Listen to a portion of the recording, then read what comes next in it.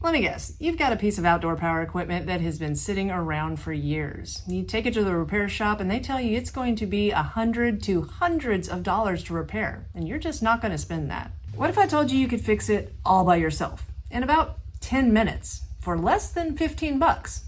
Would you do it?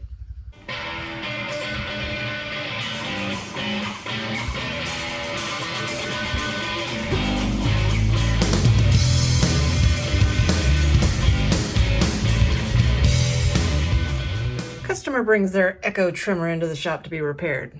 Except it doesn't look like this. It looks like this. And I promise you, the second you set something up on the counter at a repair shop, they're going to tell you immediately, turn around and walk out the door with this thing. They don't even want to look at it. But why not? That's because it only takes one glance to see this trimmer was made in 2015. It's already 10 years old. Somebody has stolen the carburetor and air filter base off of a Craftsman trimmer, I guess, Boland's, I don't know, and the fuel lines, which are not attached, and put them on here. And also it has a grommet that is hard as a rock, which means the entire fuel line assembly needs to be replaced. And it's missing its plug. So right off the bat, I can already tell it needs a $70 carburetor, a $15 fuel line assembly that comes with the tank vent and the fuel filter, a $2 fuel supply charge, a $4.50 spark plug, the air filter assembly with the base, the air filter, the cover, the knob, that's about 30 bucks. And with labor about 40, you're looking at about $150 after tax on a $200 trimmer. It ain't happening. Nobody wants to put that much money and gamble on a trimmer like this. So where does it end up? The dump.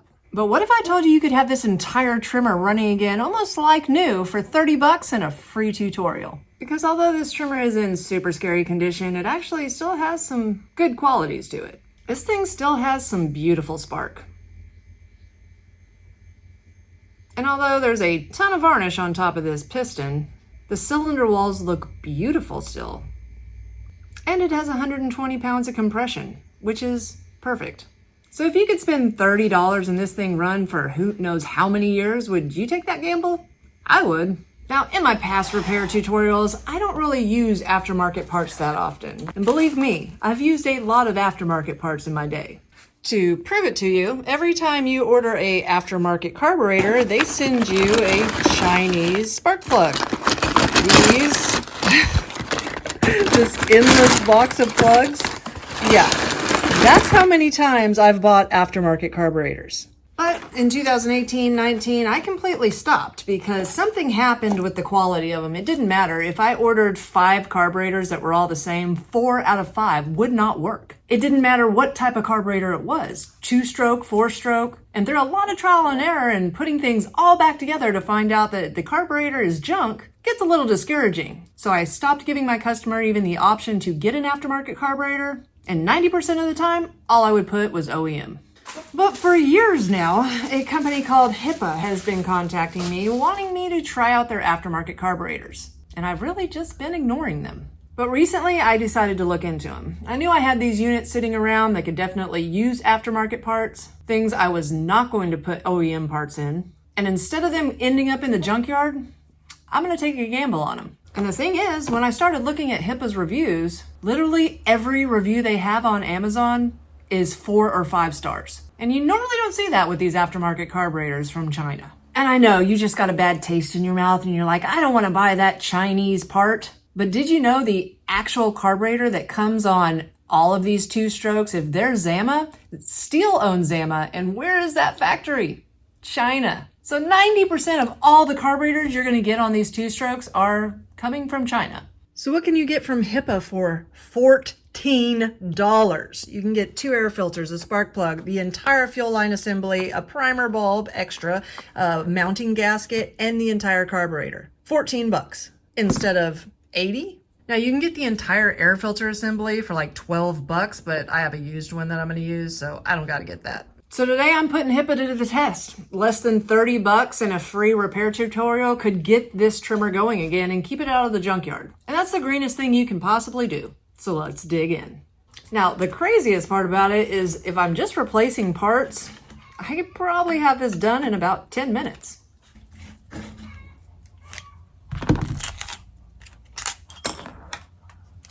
What in the world?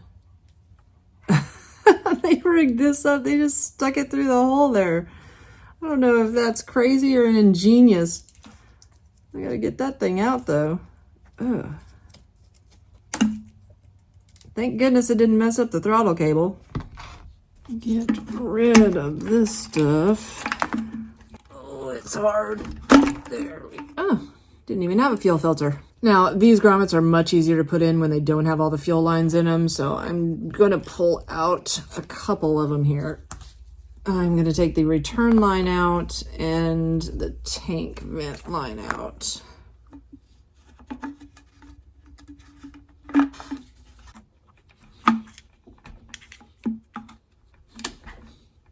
Got it in. Cut that at a slant. That way I can get it to go through my grommet and I can go in with my pliers and grab it from the inside and tuck it in. I can see here. There we go. Okay. Got my return line cut slanted. And I'm able to push that one in. All right, I put the carburetor on already. Now, when putting one of these carburetors on to get the throttle cable back in, one side you're going to see here, if I can show it to you, it just has a flat channel. If you turn it around, you see this side has a round cylinder shape for the throttle cable to go in through that end. So the throttle cable is going to come in through here, go wrap through this channel with the cylinder side farthest away from it, and hopefully we can get it in there since this thing's sort of bent. But put that back in its hole. And we'll be able to adjust this after we get it all in here. Okay. Yeah, I'm pretty sure I'm a little too far back. Let me scoot them back a little bit. Yeah, because you want it about right there to where whenever it's completely disengaged, that it's not going to be putting any tension on the carburetor to, you know, leave the throttle open. So I'm going to push this back, bring around our cylinder side there, get it through this channel, and see if we can get that cylinder at the end of it to fit back up in there. Since it's bent. Yep, there we go. She's in. Let's see how she works. Perfect. Excellent. So this little $14 kit does come with a new carburetor mounting gasket. So I'm going to come in through the front here with my air filter base, put my gasket on just like that. Then we're gonna come on up and we can mount her back in.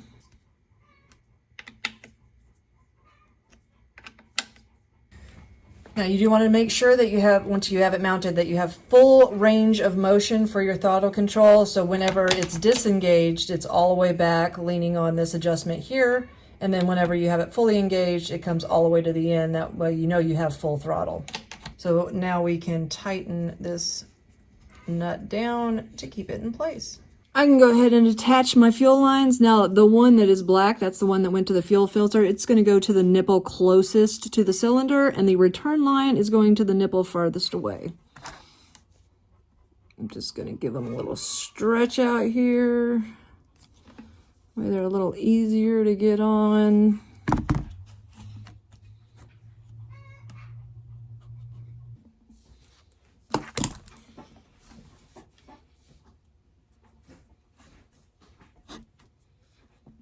The $14 kit comes with 2 air filters, so that's pretty sweet.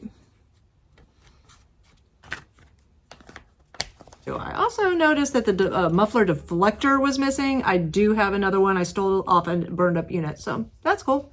Go ahead and put this deflector on here so we're not melting our cover.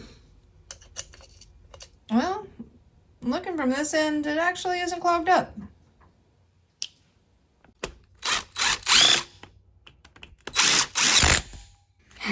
last but not least, the Chinese spark plug, which you know from my box I don't normally use, but we're going for the full effect here, guys. We want to see if all we need is this kit to get this thing going again for less than $30 and a free tutorial from me. All right, we're taking her outside. We're starting her up together for the first time. I am not going to adjust it. We're just going to see how it runs. You're going to see me prime her for the first time. I have not put any fuel in this carburetor yet. This is the first time I'm starting it up. All right, we got her turned on. Just priming for the first time ever with this carburetor and fuel assembly. Primes very well. Gonna put her up on choke. Let's see what she does.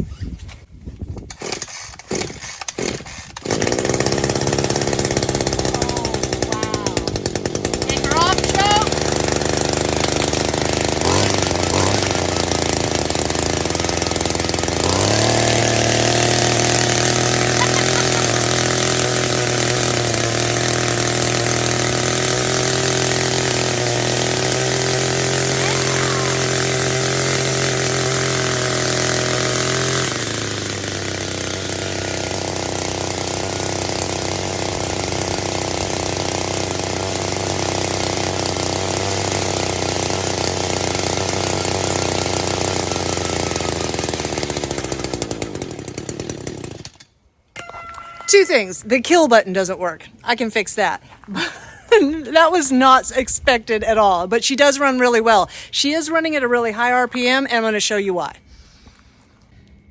Now, I am not going to have to do any true high and low adjustments on this carburetor. What I am going to have to adjust is this throttle adjust, because right now, you might see how far it's pushed in. It's pushing on the throttle lever right here, which is making it run at that high RPM. I'm just going to back it off a little bit, and that will make it idle perfect. And just so you know, I will have to choke it to kill it again until I get the kill button fixed. So we're going to flooded her out.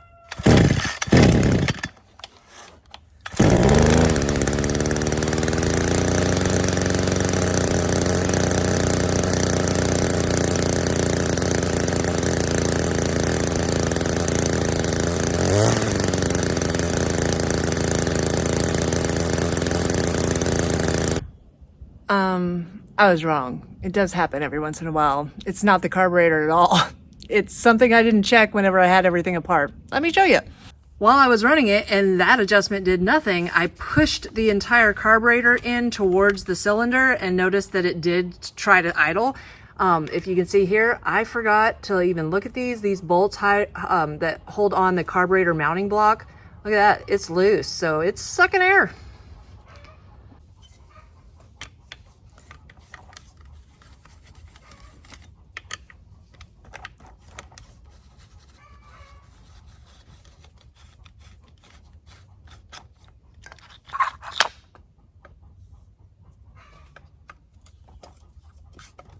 Oh, wow. Oh, Lord. All right, do over. I flooded her.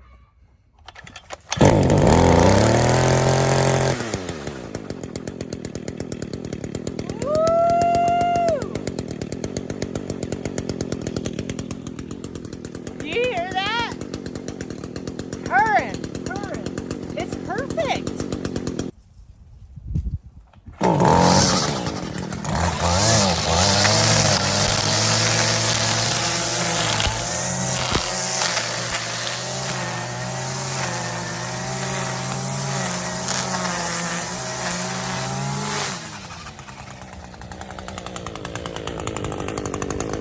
So I might know why the kill's not working. I'm gonna check it real quick here. Yeah, my kill wire came unattached. It's not gonna kill if it's just flopping around in there, which I knew when I put it back together that it was really loose, but I thought it would be held down by the cover. I'm gonna just have to crimp this a little bit more and reattach it. All right, I just crimped it a little bit more, put it back together. Let's see if the kill works now. on.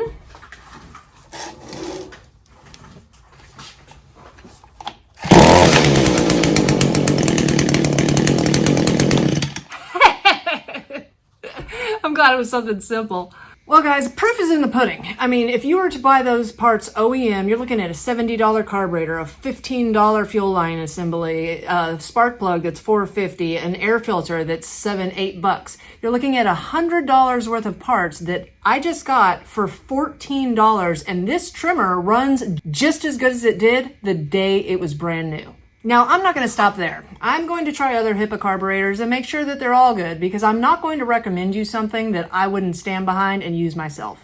But I can say when it comes to the Echo SRM 225, I would 100% do it. Like I said, if it is the difference between something going to the junkyard or being able to use it for years to come, I'm definitely going to take that gamble. So guys, thanks again for tuning into Chickanic. If you find yourself coming back over and over again, think about hitting that subscribe button. It helps out the channel to make my videos shown to more people to save them time, money, and frustration in the future. Don't forget, I put links in the description box below to all the tools that you see me use in my videos, and I'll leave a link to the Hipa parts that you saw me use today. And if you ain't tired of me yet, check this video out right here.